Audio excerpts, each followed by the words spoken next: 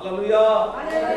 నేడే నీవు నాతో పరదేశులో ఉండబోతున్నావు కనుక పరదేశి అనగా పరలోక రాజ్యంలో నాతో కూడా నీవు ఉంటావు అని చెప్పాడండి.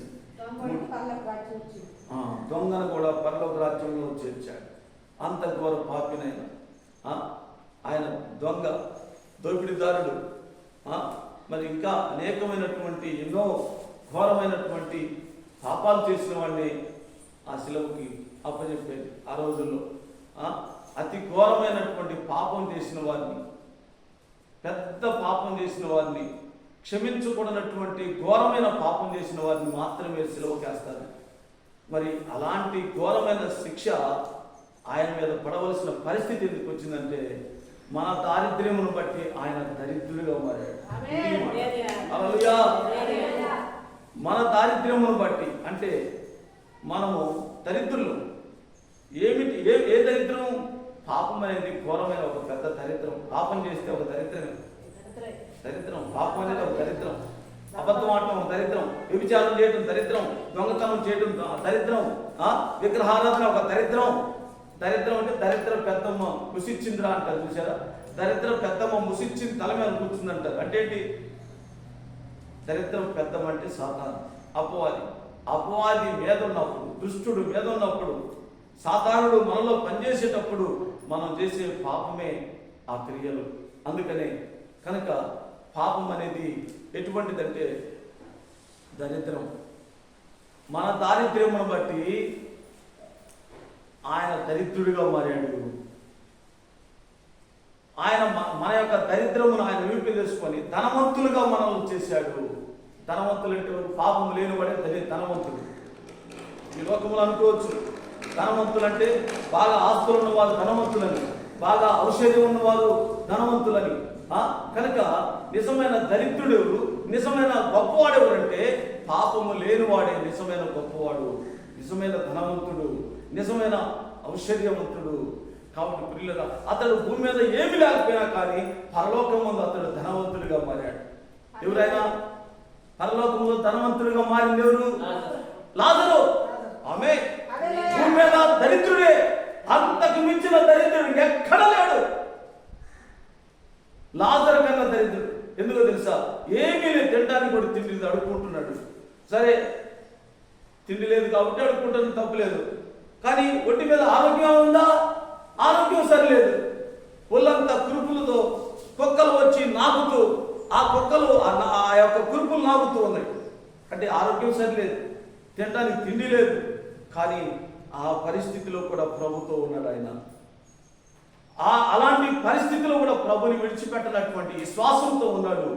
అలాంటి ఘోరమైన బాధలు అనుభవిస్తున్నటువంటి పరిస్థితిలో కూడా క్రీస్తుని విడిచిపెట్టినటువంటి గొప్ప విశ్వాసిగా ఉన్నాడు. అతడే గొప్ప ధనవంతుడు. హల్లెలూయా. మనం అనుకోవచ్చు ఈ పూటకు పోలేదు కాబట్టి ఏంది దరిద్రం, దేవుడు నమ్ముకుంటే ఏ మేలు జరిగింది, ఈ కష్టాలేంది, ఈ బాధలేంది, ఈ శ్రమలేంది, ఈ అప్పులేంది, ఈ బాధలేంది, ఈ కరువేంది, ఈ కష్టమేంది, ఇది దరిద్రమే మనకి. కానీ దేవుని దృష్టికి ఇది కాదు దరిద్రం అంటే, పాపమే పెద్ద దరిద్రం. పాపము లేకుండా బ్రతికిన వాడు ధనవంతుడే.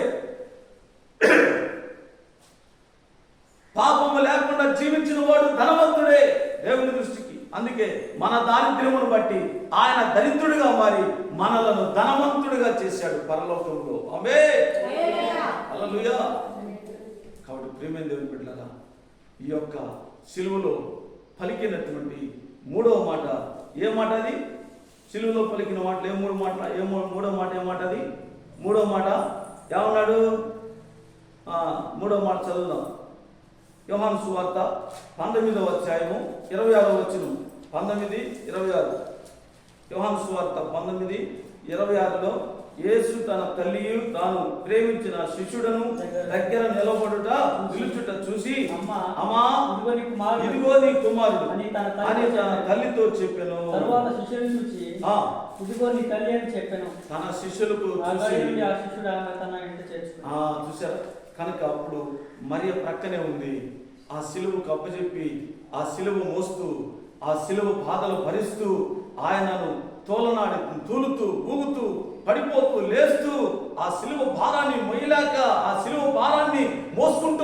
పరిస్థితిలో మరి వచ్చి ఏడుస్తుంది. తన తల్లి ఏడుస్తూ ఉంది.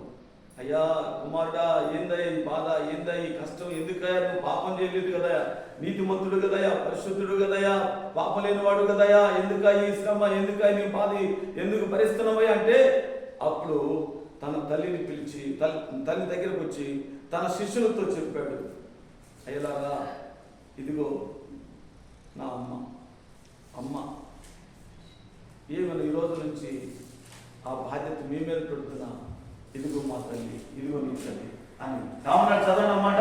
ఏమన్నాడు? ఇదిగో తన ప్రేమించే చూసి అమ్మా ఇదిగో నీ కుమారుడు అని తన తల్లితో చెప్పాను. తర్వాత శిష్యుడు చూసి ఇదిగో నీ తల్లి అని చెప్పాను. చూసారా? కాబట్టి ప్రియులారా, మూడవ మాట బాధ్యతగా తన తల్లిని శిష్యులకు అప్పచెప్పాడు. శిష్యులకు తన తల్లి మీద బాధ్యతను చూసుకోమని అప్పచెప్పాడు. కాబట్టి ఇవన్నీ కూడా మనం గమనిస్తే యేసుక్రీస్తులో ప్రేమ ఉంది. కుటుంబ పద్ధతులు, కుటుంబ వ్యవహారం కానీ, సామాజిక వ్యవహారం కానీ,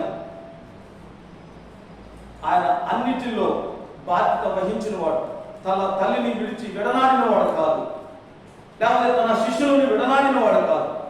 శిష్యులు ఒకవేళ అయ్యో నాకు మరి ఇక ఎవరు దిక్కు, ఆ యేసుని సిలువేశారు, ఆ సిలువ వేసిన యేసు చనిపోయాడు, చనిపోయిన యేసు ఇక మాకు లేడు, మాకు దిక్కెవరు, మా పరిస్థితి ఎవరు, మమ్మల్ని ఆదుకునేది ఎవరు, మాకు అండగా నిలబడేది ఎవరు, మమ్మల్ని బలపరిచేది ఎవరు, మమ్మల్ని ప్రేమించేది ఎవరు అని ఆ శిష్యులు అధైర్యపడకుండా ఇదిగో నా తల్లి మీకు అప్పచెప్తున్నానని తల్లి ప్రేమను అక్కడ అప్పచెప్పాడు.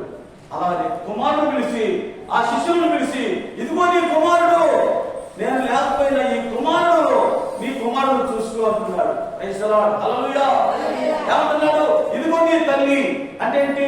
నువ్వు అధైర్యపడవద్దు, ఓదార్పు చెందవద్దు, భయపడవద్దు, నిన్ను ఆదరించడానికి ఈ తల్లి నీకుంది అని తల్లిని అప్పచెప్పాడు. బాధ్యత, తల్లి పట్ల ప్రేమ, సహోదరుల పట్ల ప్రేమ, సహోదరుల పట్ల ఆదరణ. అతడు ఆదరణ కోల్పోయినటువంటి శిష్యులు భయపడుతూ ఉంటే, ఇక మీరు భయపడవద్దు, ఇదిగో నేను లేకపోయినా ఈ తల్లి నీకు అండగా ఉంటుంది, ఈ అమ్మ నీకు ఆదరణగా ఉంటుంది, ఈ అమ్మ నీకు తోడుగా ఉంటుంది అని తల్లిని చూపించాడు. తన శిష్యులను తీసుకొచ్చి ఇదిగో ఇది నా తల్లి, మీకు తల్లిగా ఉంటుందని చెప్పాడు. ఎంత ధైర్యాన్ని ఇస్తున్నాడండి, ఎంత ఓదార్పును ఇస్తున్నాడు, ఎంత ప్రేమను చూపుతున్నాడు. కుటుంబ విషయంలో సక్సెస్ అయ్యాడు, సామాజిక విషయంలో సక్సెస్ అయ్యాడు, మరి ఆయన శ్రమంలో సక్సెస్ అయ్యాడు, నిన్ను రక్షించడంలో సక్సెస్ అయ్యాడు. నిన్ను నన్ను మనందరినీ ఆదరించే విషయంలో, ప్రేమించే విషయంలో సక్సెస్ఫుల్ అయ్యాడు. ఆయన ఎక్కడ కూడా సక్సెస్ కాక ఫెయిల్ అవ్వలేదు, సక్సెస్ అవుతూ వచ్చాడు. నాలుగో మాట చూద్దాం. దయచేసి అసలు ఓపికతో ఉండండి. ఇక్కడ నాలుగో మాటలో ఏలీ ఏలీ లామా సబక్తాని అంటున్నాడు. ఏలీ ఏలీ లామా సబక్తాని. మత్తయి సువార్త 27వ అధ్యాయము 46వ వచనంలో చూడండి. మత్తయి సువార్త 27వ అధ్యాయము 46వ వచనంలో యేసు ప్రభువారు మరి ఆ చివరగా తన ప్రాణాన్ని అప్పగించేటప్పుడు ఆయన పలికినటువంటి మాట, ఆ సిలువలో ఆయన పలికినటువంటి మాట, ఇంచుమించు 3 గంటల వేళ యేసు ఏలీ ఏలీ లామా సబక్తాని అని కేకలు వేశాడు. ఆ మాటకు నా దేవా నన్ను ఎందుకు చేయి విడిచితివి,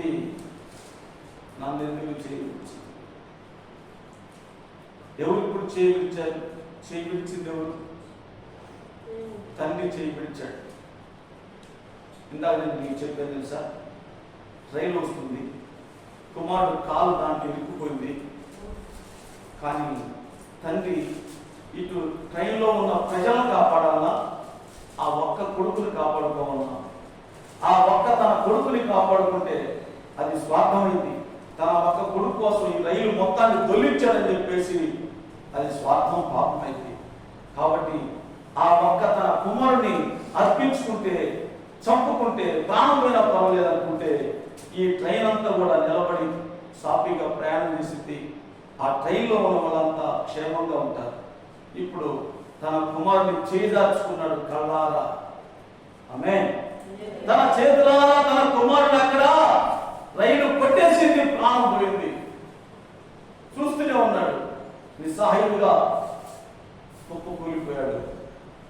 నిస్సహాయుడుగా కుప్పకూలిపోయాడు. తన కుమారుడి కళ్ళారా కనులెదుట చావును చూస్తూ. కారణం ఏంటంటే తన ఒక్క కొడుకుని కోసం రక్షించుకుంటే ఆ ఒక్క లిఫ్ట్తో ఆ కొడుకు కాలు బయటపడింది. కానీ అక్కడ జంక్షన్ అది. జంక్షన్ అంటే రూట్ మార్చడం. రూట్ మార్చే కెనాల్లో ఆ కాలు పడిపోయింది. రూట్ మార్చేటటువంటి రైలు రూట్ మార్చే కెనాల్ దగ్గర జంక్షన్ దగ్గర కాలు ఇరుక్కుపోయింది. ఆ జంక్షన్ నుంచి తప్పిస్తే రైలు పడిపోయింది. ఈ జంక్షన్ అట చప్పకుండా పోతే కుమారుడు చనిపోతాడు. ఇప్పుడు కుమారుడిని తప్పించడానికి చూసుకుంటేనేమో రైలు పడిపోయింది. రైలు పడకుండా కాపాడాలనుకుంటేనేమో కుమారుని చంపుకోవాలి. కుమారుడు పోతే ఒక్క ప్రాణమే, కానీ రైలు కింద పడిపోతే అనేక వందల ప్రాణాలు పోతాయి. ఎంతమంది ప్రాణాలు కాపాడడం కోసం తన ఏకైక కుమారుని కళ్ళ ఎదుటే చంపుకున్నాడు. ఎంతగా త్యాగం చేశాడు. తన తండ్రి తన కుమారుని చేయి విడుచుకున్నాడు. అందుకే ఆయన, తండ్రి నన్ను ఎలా చేయి విడిచితివి, నన్ను ఎలా చేయి విడిచితివి, సమర్థాన్ని ఏది లామా, తండ్రి పరలోకములో ఉన్న తండ్రి నన్ను చేయి విడిచితివి. చెయ్యి విడకపోతే లోకానికి విమోచన లేదు. నీ చెయ్యి నేను పట్టుకొని ఉంటే నీకు నేను అండగా ఉన్నట్టు. నేను నిన్ను విడిచిపెడితే నీవు వాళ్ళకు అండగా ఉంటావు. చెప్పలు కొట్టాలి అందరూ. నేను నీ చేయి పట్టుకుంటే నీకు అండగా నేనున్నట్టు. నేను నీ చెయ్యి విడిచిపెడితే నీవు వాళ్ళకు అండగా ఉన్నట్టు.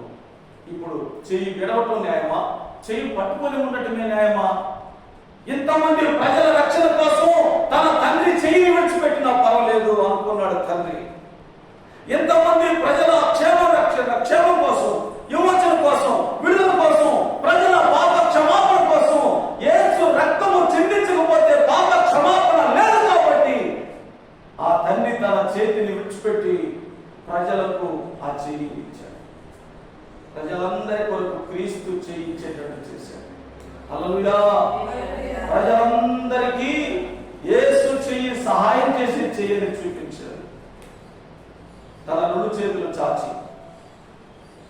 చేతులు చాచి పిలుస్తున్నాడు. రెక్కలు చాచి పిలుస్తున్నాడు. తండ్రి మీరేమి చేస్తున్నారు, మీరు ఎరగరు, క్షమించుమని. తన రెక్కల కింద ఏముందంట? కోడి తన రెక్కల కింద కప్పినట్లుగా క్రీస్తు మనందరి పాపములకు శిక్ష పడకుండా కప్పి ఉన్నాడు. ఆయన రెక్కల కింద ఆశ్రయం ఉంది. ఆయన రెక్కల కింద ఆనందం ఉంది. ఆయన రెక్కల కింద కాపుదం ఉంది.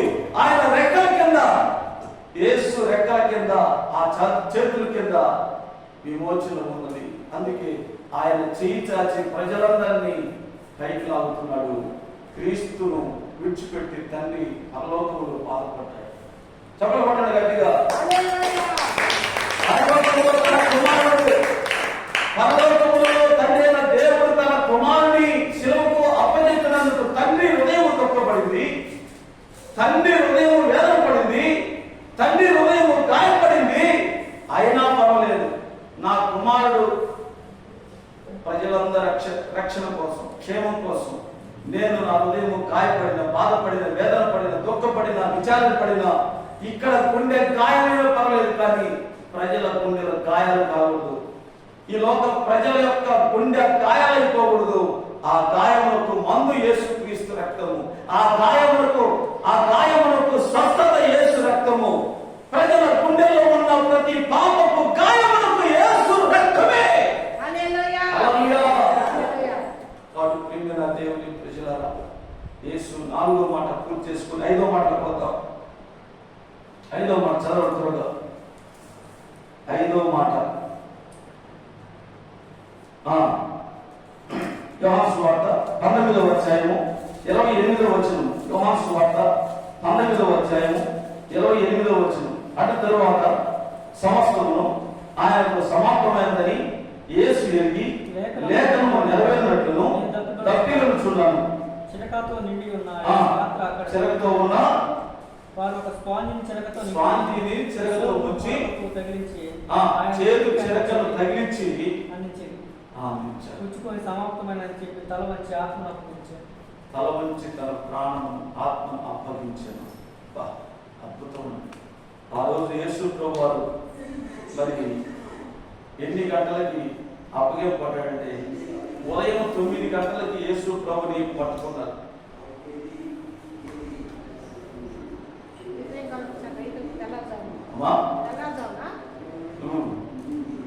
ఉదయం పట్టుకున్నారు. సరే, యేసు ప్రభుని పట్టుకొని మొదలుకొని శరసాలకి అక్కడ అని ఆయన యొక్క ఆ రాజని ఈ రాజని 2-3 రాజుల దగ్గర తింటారు. చివరికి ఆ రోజు మధ్యాహ్నం 3 గంటల దాకా యేసు నలిగిపోతూనే ఉన్నాడు. యేసు ఎంత శ్రమను అనుభవిస్తున్నాడంటే, ఎంత బాధను అనుభవించాడంటే, ఎంత హింసను అనుభవించాడంటే, ఈ భూప్రపంచంలో ఎవ్వరు కూడా అంత శ్రమను, అంత వేదనను, అంత బాధను అనుభవించలేదంట. 1 గంట కాదు, 2 గంటలు కాదు, ఆ ప్రకారం పొద్దున మొదలుకొని మధ్యాహ్నం 3 గంటల వరకు కూడా, ఉదయం మొదలుకొని మధ్యాహ్నం 3 గంటల వరకు కూడా యేసు పడిన బాధలు, ఆయన అనుభవించినటువంటి ఆ యొక్క శ్రమ అనుభవాలు చాలా ఘోరమైనవి, చాలా బాధకరమైనవి. ఎంత అనుభవించాడంటే హృదయంలో పిండపడ్డట్టుగా, గుండెలు నిండా ఆ బాధ పిండపడ్డట్టుగా యేసు ప్రభు అనుభవించాడు. ప్రియులారా, యేసు ప్రభు వారు అనుభవించిన ఆ శ్రమలు ఈ భూప్రపంచంలో ఎవ్వరు కూడా అంతగా అనుభవించలేదు. అందుకని ఆయన ప్రేమ స్వరూపి, ప్రేమించడం తప్ప ఆయనకు ద్వేషించడం తెలియదు, ప్రేమించడం తప్ప క్షమించడం తప్ప ఆయనకు అవమానపరచడం తెలియదు. అవమానాలు ఆయన ఎదుర్కొన్నాడు, శ్రమలు ఆయన ఎదుర్కొన్నాడు, నిందలు ఆయన భరించాడు, కష్టాలు ఆయన భరించాడు. వీటన్నిటిలో కూడా క్రీస్తు అనుభవించాడు. తనను తానుగా తన శరీరంతో అనుభవించాడు, ఆ బాధను అనుభవించాడు. అంటారు చూసారా, అనుభవించే వాళ్ళు తెలుస్తుంది బాధలు, మీకేం తెలుస్తుంది? బయట ఒడ్డు మీద ఉండే వాళ్ళకి, ఒడ్డు మీద ఉండి చెప్పేవాళ్ళు ఎన్నేం చెప్తారు, బాధ అనుభవించే వాళ్ళు తెలుస్తుంది అంటారు చూసారా. కొన్ని కుటుంబాల్లో కష్టాలు చూసి, కుటుంబాల్లో వచ్చే కష్టాలు చూస్తే బయట వాళ్ళు ఓదార్చుకుంటారు. ధైర్యం ఉండయ్యా, ధైర్యం ఉండమ్మా, ఈ కష్టాలు ఎన్నాళ్ళు ఉండవులే, ఈ బాధలు ఎన్నాళ్ళు ఉండవులే, ఇవన్నీ పోతలే, ఇదిగో నువ్వు మరి ధైర్యం ఉండు అని బయట ఒడ్డు మీద ఉండి, అంటే బాధ లేని వాడు బాధలో ఉన్న వారిని ఓదార్చడానికి అనేకమైన మాటలు చెప్పినప్పుడు, కానీ ఆ నొప్పి, ఆ పెయిన్ అనేది, ఆ బాధ అనేది నిజంగా పడిన వారికి, అనుభవించే వారికి మాత్రమే తెలుస్తుందండి. చెప్పేవారికి ఎట్లుండదంటే, ఆ మాటే కదా, ఒక మాటే కదా, మనం చెప్పే మాటలు కొంత ధైర్యం ఇస్తాయని చెప్తాం. మంచిదే, ఓదార్పునిస్తాయి, ధైర్యం ఇస్తాయి. కానీ ఓదార్పు ధైర్యం ఇచ్చినంత మాత్రాన ఆ భారాన్ని, ఆ పరిస్థితి నుంచి ఎవరు తప్పించలేరు. అనుభవించినటువంటి ఆ కష్టాన్ని ఎవరు దాన్ని అనుభవించలేరు, భరించలేరు. భరించగలిగిన వారు మాత్రమే దాన్ని అనుభవాన్ని చెప్పగలరు. ఆమేన్. ఆ కష్టాన్ని భరించిన వారు మాత్రమే తన అనుభవాలు చెప్పగలరు. యేసు భరించాడు కాబట్టి అనుభవాలు ఆయనలో ఉన్నాయి, ఆయన సహించాడు కాబట్టి అనుభవాలు ఆయన నుండి వచ్చినాయి. అందుకే శిలువ శ్రమ. హల్లెలూయా. కాబట్టి ప్రియమైన దేవుని ప్రజలారా, ఆయన అంటున్నాడు, ఏమంటున్నాడంట, తన ప్రాణమును అప్పచెప్పి సమాప్తమైందని నెరవేర్చి ఉన్నప్పుడు దొంగలు అక్కడ యేసు ప్రభుకి ఏం చేశారు? దాహం వేస్తారు. మధ్యాహ్నం 3 గంటలప్పుడు యేసు ప్రభు తన ప్రాణం పోయే పరిస్థితిలో మరి ఆ ఉదయం నుంచి మధ్యాహ్నం దాకా ఎండలో బగ మండే ఎండలో కాళ్ళకు చెప్పులు లేకుండా, ఒంటి మీద వస్త్రం లేకుండా ఎండిపోతూ, అందుకే యేసు ప్రభువారు శరీరం ఎట్లా అయిందంటే పెనం మీద కాల్చబడినటువంటి రొట్టెలాగైంది. పెనం మీద రొట్టె ఏమైందమ్మా? వేడికి ఏమైంది? కాలిద్దా? ఆ వేడికి రొట్టె కాలినట్లుగా యేసు శరీరం ఎండకి కాలిపోయి రొట్టె అయిపోయింది. అందుకే ప్రభు యొక్క శరీరమును మనం విరిచేటప్పుడు, ఆ రొట్టెని విరిచేటప్పుడు, అయ్యా ఇదిగో ఈ రొట్టె వేడికి కాలినటువంటి, అనేక దెబ్బలకు నలిగిపోయి చితికిపోయి ఇరిగిపోయినటువంటి నీ శరీరం అయ్యాయి అని ప్రభు శరీరాన్ని మనం పుచ్చుకుంటున్నాం. పిల్లల అంత భరించి కూడా ప్రభు దాహం వేస్తుంటే దాహం దాహం దాహం అంటే యేసు ప్రభు వారికి కనీసం అంత ఎత్తులో ఆకాశాన ఆ యొక్క శిలువ మాను మీద వేలాడవేయబడినటువంటి అప్పుడు ఆ శిలువ పైన అల్లాడిపోతున్నటువంటి యేసు దాహం అని కేకలు వేస్తుంటే ఏమిచ్చారు? నీళ్ళు ఏమనిచ్చారా? చేదు చిరకనిచ్చారు. పాట ఉంటుంది కదా, చేదు చిరకనిచ్చారు. నీళ్ళు ఇవ్వాలి, చేదు ఇచ్చారు. చేదు తాగుతారు. ఎంత దాహం ఉంటే మాత్రం చేదు తాగదైదా? ఎంత దగ్గర ఉంటే మాత్రం చేదు తాగుతారా? తాగలేదు. ఇంకనూ గాయపరుచున్నారు. అక్కడ కూడా నోటిలో కూడా దాహం పోయకుండా, దాహాన్ని నీటిని అంటకుండా చేతి పెట్టి అవమానపరిచారు, బాధ పెట్టారు.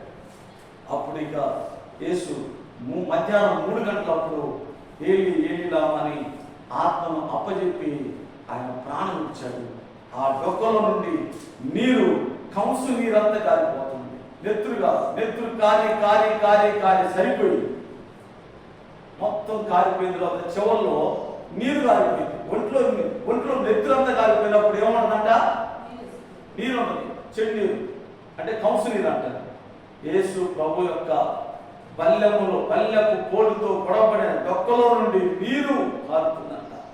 అంటే రక్తమంతా కారిపోయినాక నీరు కొట్టి నీరు కారిపోయింది. జీవమంతటిని నీ కోసం, తన ప్రాణము అంతటిని నీ కోసం, మనందరి కొరకు ఏమాత్రం కొంచెమైనను తనలో జీవమును దాచుకోకుండా, రక్తాన్ని దాచుకోకుండా, నీరు దాచుకోకుండా జీవమంతటిని ధారపోసి మన పాపములకు పరిహారం చెల్లించాడు. మన అపరాధముల కొరకు ప్రాయశ్చిత్తాన్ని చెల్లించాడు యేసయ్య. ఎంత ప్రేమమయుడు. అందుకే చేదు చెరకనిచ్చి ఏం చేశారు? అవమానపరిచారు. ఆ తర్వాత ఏం జరిగింది? 6వ మాట. ఇప్పుడు ఎన్నో మాట ఇది? 5వ మాట అయిపోయింది. 6వ మాట చదవండి. 6వ మాట యోహాను సువార్త 19వ అధ్యాయము 30వ వచనం. యోహాను సువార్త 19:30. యేసు ఆ చిరక పుచ్చుకుని సమాప్తమైనదని చెప్పి తల వంచి ఆత్మను అప్పగించాడు.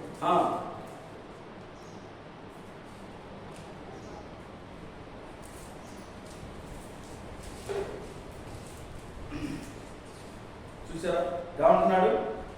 యేసు చిరకను పుచ్చుకొని సమాప్తమైనదని చెప్పి తల వంచి ఆత్మను అప్పగించను.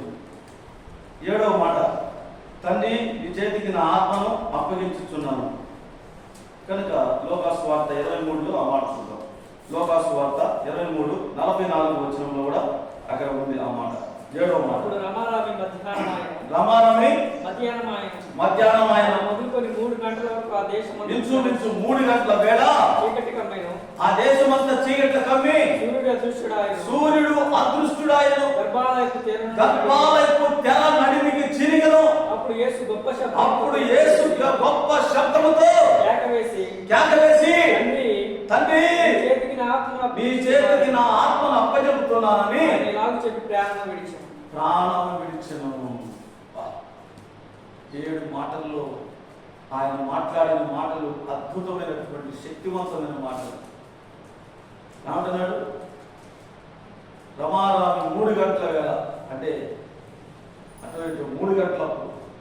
రమారామి అంటే కరెక్ట్గా రమారామి అంటే ఖచ్చితంగా 3 గంటల సమయంలో, మధ్యాహ్నం 3 గంటల సమయంలో యేసు తన ప్రాణమును అప్పచెప్పి ఏమన్నాడు?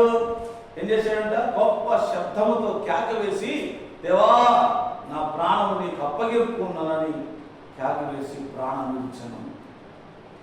చూసారా? కనుక యేసు ప్రభు శిలువలో పలికిన అమూల్యమైన మాటల్లో మనం ఇప్పుడు వరకు మనం చెప్పుకున్నాం. కాబట్టి ప్రియమైన దేవుని ప్రజలారా, మరి ఎందుకు ఇలా యేసు ప్రభు ఎంతగా మన కోసం శ్రమించవలసి వచ్చిందంటే, ఇదంతా కూడా ఎందుకు యేసు ప్రభు చేయవలసి వచ్చిందంటే, యెషయా గ్రంథంలో ఒకసారి చూడండి. యెషయా గ్రంథము అయిపోయింది, క్లోజ్ చేస్తాం. ఒక 5 నిమిషాల్లో క్లోజ్ చేసుకుందాం. చివరి మాటగా మనం చూద్దాం. యెషయా గ్రంథంలో మనం 53వ అధ్యాయము 53వ అధ్యాయంలో ఇలా చదివిన మాటల్లోనే 8వ వచనం అన్యాయపు తీర్పు నొందిన వాడై అతడు కొనిపోబడెను. అతడు నా జనుల అతిక్రమమును బట్టి మొత్తబడెను. సజీవుల భూమిలో నుండి అతడు కొట్టివేయబడెను. ఆయనను అతని తరము వారిలో ఈ సంగతి ఆలోచించిన వారు ఎవరు?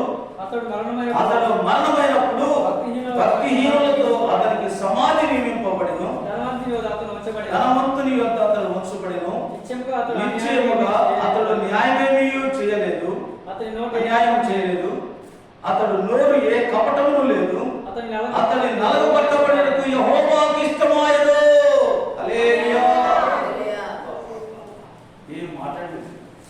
అతనిని నలగబట్టబడడానికి యెహోవాకు ఇష్టమాయెను. ఎవరిని నలగొట్టడానికి? ఎవరిని? యేసు ప్రభు వారిని నలగబట్టబడటానికి ఆయన తన తండ్రికి ఇష్టమైందంట. అరే, కొడుకు నలగొట్టుకోవడమేంది? కొడుకుని గాయపరచుకోవడమేంది? అవును, ఆయన ఇష్టమంటున్నాడు. ఎందుకు ఇష్టమంటున్నాడంటే, ఇందాక నేను ఒక చిన్న కథ మీకు వివరించాను.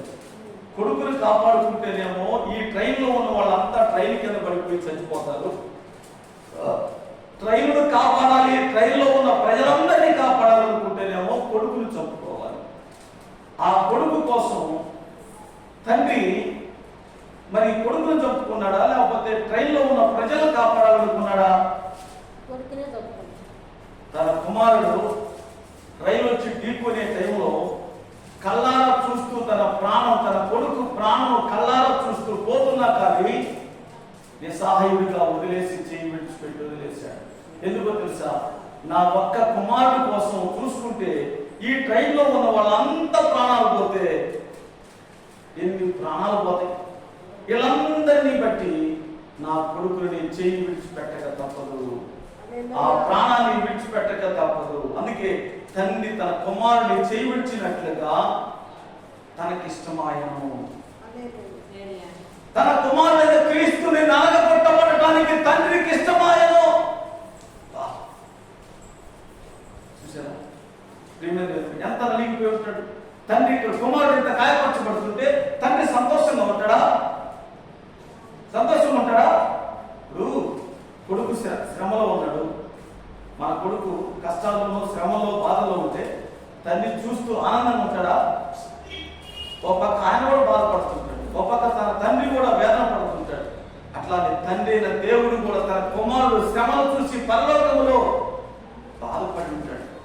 అయితే ఈ బాధ ఆనందాన్ని ఇచ్చే బాధ, ఈ బాధ ప్రజల క్షేమాన్ని కోరేటటువంటి బాధ, ఈ బాధ లోకము క్షమించబడేటటువంటి గొప్ప ఆనందం. అందుకే యేసు ప్రభు పుట్టేటప్పుడు ఏమన్నాడంటే, దావీదు పట్టణమందు నేడు రక్షకుడు మీ కొరకు పుట్టి ఉన్నాడు, ఇది ప్రజలందరికీ కలగము మహా ఆనందం.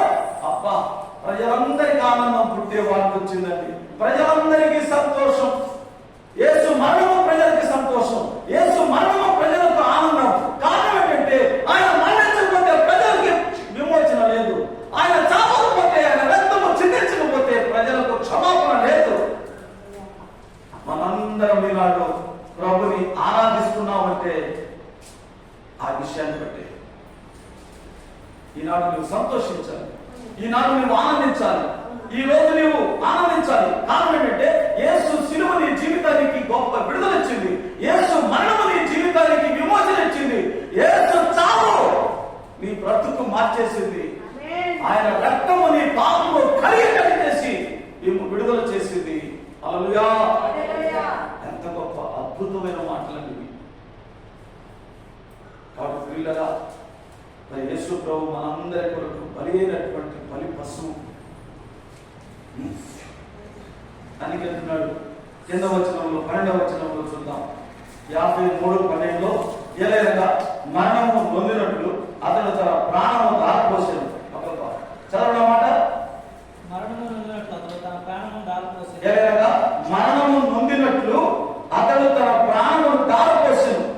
అతిక్రమము చేయవారిలో ఎంచబడిన వాడు ఆయన, అనేక పాపములు భరించును, తిరుగుబాటు చేసిన వారిని గూర్చి జ్ఞాపకము చేసెను. చూసారా, అనేక పాపము అని ఆయన భరించాడు. ఆయన భరించను. మీ పాపము, నా పాపము, మనందరి పాపములకు ఆయన భరించాడు. నిజంగా పాపం చేసిన వారికి శిక్ష ఉంది. ఆ శిక్ష మనం పొందాలి, ఆ శిక్ష మనం భరించాలి. ఆ శిక్ష మనం భరించకుండా ఆయనే భరించి, ఆయనే వహించి, ఆయనే తన వీపు మీద వేసుకొని ఆ శిక్ష నీకు రాకుండా ఆయన పడ్డాడు, శిక్షించబడ్డాడు. అందుకని ఆయన విమోచకుడు, ఆయన నీకు విమోచకుడు. చెప్పబడ్డది గట్టిగా, ఆయన నీకు విమోచకుడు. ఆయన నిన్ను విమోచిస్తూ ఉన్నాడు, ఆయన నిన్ను విడుదల చేస్తున్నాడు, ఆయన నిన్ను విడిపించి ఉన్నాడు. ఆయన గొప్ప కార్యం నీ పట్ల చేశాడు. దేవుడి మాటలు దీవించును గాక. హల్లెలూయా. కనుక యేసు ప్రభువు సిలువలో పలికిన మాటల్లో, చాలా విలువైన మాటల్లో మొదటి మాట క్షమించు, క్షమించు, క్షమించు. మరి నువ్వు క్షమిస్తున్నావా? యేసు బోధన వింటున్నా నీ జీవితంలో నీకు క్షమాపణ ఎప్పుడన్నా నీవు కలిగి ఉన్నావా? నీ పట్ల ఎవరైనా దృష్టిగా వ్యవహరిస్తే, నీ కుటుంబం పట్ల, నీ పిల్లల పట్ల, నీ ఇంటి పట్ల, లేకపోతే నీ పట్ల ఎవరైనా దృష్టిగా నీ మీద వ్యవహరించినప్పుడు నీవు కూడా దృష్టిగా వ్యవహరిస్తున్నావా? క్షమిస్తున్నావా? నిన్ను నష్టపెట్టే వారి విషయంలో నీవు కూడా నష్టం కలిగిస్తున్నావా? నష్టం అయితే ఇందులే, దేవుడే చూసుకుంటాడని చెప్పి క్షమిస్తున్నావా? ప్రభు క్షమించమన్నాడు. ఆయన నమ్మిన మనం క్షమించాలి. ఆయనలో క్షమాపణ ఉంది. ఆయన బిడ్డలంగా ఆయన కోరిక కలిగి జీవించే మనలో కూడా క్షమాపణ ఉండాలి, ఉండి తీరాలి.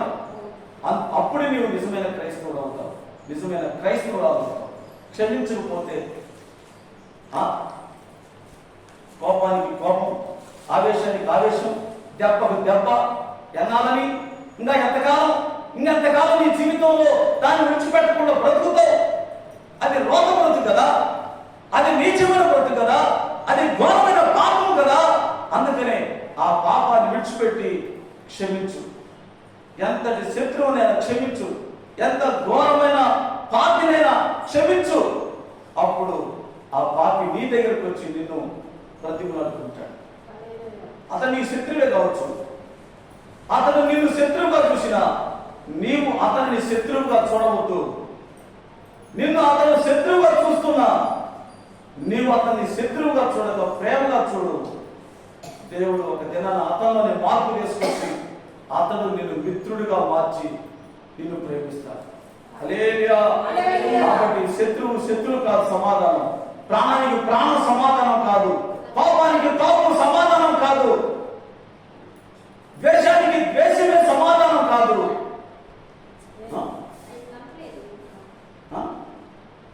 ఓహో, ఇదా మరి ఒకళ్ళిద్దరు వెళ్ళడమా?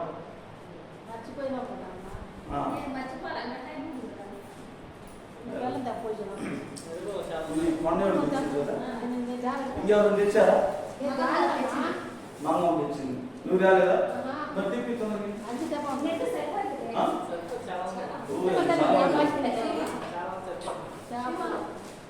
నాకు చాలా తెచ్చారు. దాదాపు 8 కేజీలు, అది 5 కేజీలు పల్ల, చాలా ఎక్కువ. వద్దులే, ఏదన్నా దానికి ఇదిగా నేను ఏమా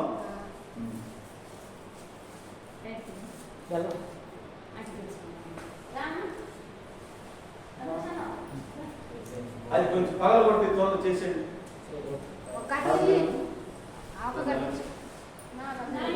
ఒకరికి వాళ్ళని త్వరగా మీరు లేట్ చేయమంటే మీరు త్వరగా కలిపేసేయండి. మిరియాలు మోయండి, ఎక్కువ వేయద్దు. మిరియాలు వేయండి, యాలకులు కూడా వేయండి. యాలకులు కూడా ఉన్నాయి, యాలకులు వాసన వస్తుంది. ఈ లోపల మంచినీళ్ళు తాగే మంచినీళ్ళు ఉన్నాయా? ఒకసారి అందరూ తాగు. సినిమానేంటి బేటా నువ్వు వెళ్ళి మంచినీళ్ళు తీసుకొచ్చావు అందరికి.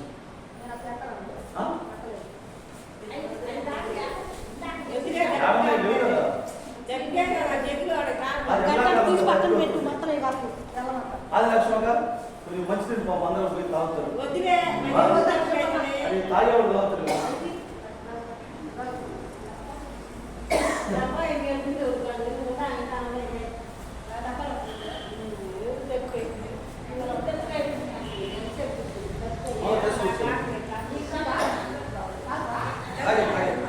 తాగేవాడు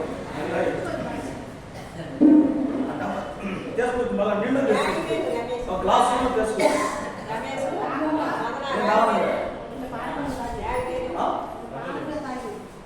నీళ్ళు తాగాలి. అట్లా మనం దాన్ని చూసుకుంటే మన ప్రాణాలు పోతాయి. మనకి ఎందుకు అరెస్ట్ నీళ్ళు తాగాలి, కానీ పాలు తర్వాత తాగుతాం.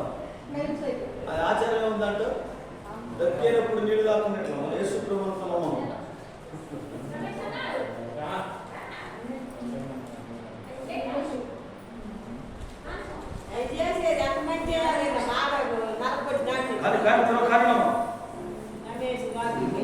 మంచిది. చిన్న ప్రార్థన చేద్దాం అందరం కలిసి. ఈరోజు మరి ఈ గుడ్ ఫ్రైడే వర్తమానాన్ని మనం ఎలా ప్రార్థన చేసుకుందాం. దయచేసి అందరూ తలలో వచ్చి ప్రార్థన చేసుకుందాం. అందరూ తలలో ఉంచుదాం. మన కొరకు వేలాడినటువంటి ప్రభు సిలువలో మన కొరకు వేలాడదీయబడినటువంటి ప్రభు ఎంత ప్రేమించాడో, ఎంతగా క్షమించాడో, ఎంతగా భరించాడో, ఎంతగా సిలువలో నలిగిపోయాడో.